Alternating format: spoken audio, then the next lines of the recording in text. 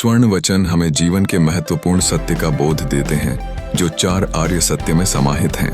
पहला सत्य बताता है कि बुढ़ापा, मृत्यु तथा अपूर्ण इच्छाएं दुख का कारण हैं। यह दिखाता है कि प्रिय का वियोग सबसे बड़ा दुख है जो हमें आरंभ से अंत तक साथ देता है। इन दुखों को समझना हमारे आत्मविश्लेषण की पहली कड़ी है। दूसरा सत्य तृष्णा को दुख का कारण बताता है। यह मानव मन की जटिलताओं में से एक है जो हमें सुख की खोज से अधिक दुख की ओर ले जाती है।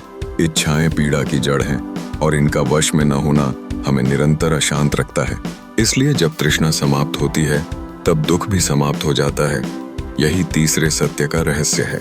चौथा सत्य अष्टांगिक मार्ग का अनुसरण करते हुए मुक्ति का पथ दर्शाता है। वासनाओं पर विजय पाने वाले ही ईश्वर को प्राप्त करते हैं।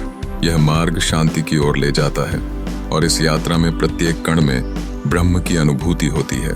जीव ही ब्रह्म है।